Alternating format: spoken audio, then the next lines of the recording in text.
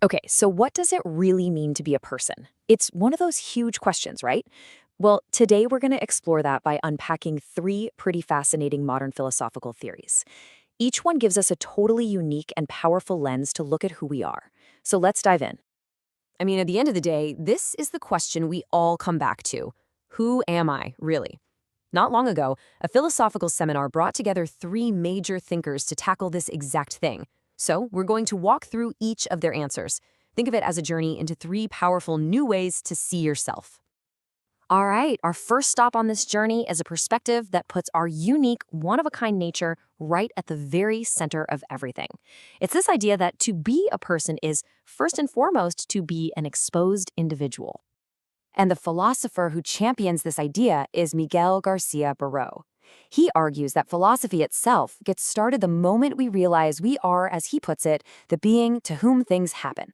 You see, for him, it's not about abstract, floaty ideas. It's about our real, messy, lived experiences. Now, to really capture this idea of radical uniqueness, Garcia Barro uses a pretty cool term, HÁPAX. It's an ancient Greek word for something that happens or appears only one time. He argues that every single one of us is a HÁPAX, a completely unique, individual, and unrepeatable existence. In other words, there's never been anyone like you and there never will be again. You're a one-off original. And this quote right here, wow, it really gets to the heart of his motivation. He believes philosophy isn't some academic game. No, we think deeply about who we are because we're concerned about other people. He says this kind of deep reflection actually comes from a sense of guilt, that moment when we realize we can cause others pain and despair. We philosophize to become better people, not just smarter ones. So this brings us to a really crucial fork in the road of self-discovery. We can take what he calls the a priori path and philosophize from a place of fear, which he says is literally the death of the human spirit.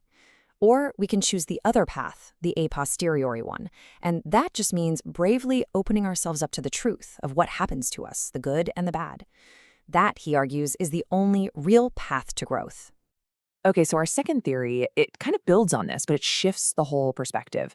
Instead of seeing a person as this static, unique thing, it asks us to imagine something much more dynamic, something in motion, the person as an unfolding event.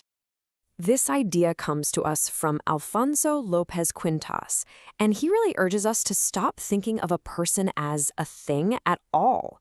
A person isn't an object. Instead, he says, a person is something that happens, an event that unfolds through time.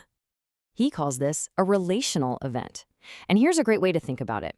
Beauty doesn't just exist in a painting or in a piece of music all by itself, right? Beauty emerges in the relationship, in the encounter between you and the art. Well, in the exact same way, Lopez Quintas says, a person emerges from loving encounters with others. We are literally created and defined through our connections.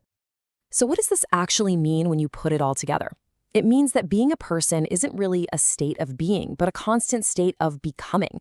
It's this dynamic, creative process, and it's fueled by our relationships and this deep, innate impulse we all have to grow. In this view, to be a person is to stay fundamentally open to the world, to goodness, to truth, and to love. And that brings us to our third and final perspective. This one uses a really powerful metaphor to dig into the difference between the person we show the world and the person we really are deep down inside. This idea comes from the philosopher Jacinto Choza. He likes to take a big picture historical view, and he looks at how our very concept of a person has shifted and changed over centuries. Choza points out that our understanding of personhood has evolved like crazy. From its early origins in ancient Greece, all the way to modern times where it culminates in things like the Universal Declaration of Human Rights. He sees this long historical arc as humanity's slow process of finally discovering the true dignity of the person. So, his central metaphor is a play. We all perform different roles in life, right? You're an employee, a friend, a child, a parent. That's the actor. But Choza argues your true self, that's the author of the whole play. This author is this deep, mysterious, infinitely rich source that is always more than any single role the actor plays. It's the profound, incommunicable core of who you truly are. Phew, Okay, so we've looked at three really distinct, really powerful ways of understanding what it means to be a person. Let's just pull them all together for one last clear summary. Here it is, all in one place. For Garcia Barreau, you are a HÁPAX, a totally unique, unrepeatable being. For Lopez Quintas, you are a relational event, constantly emerging and being created from your connections with others.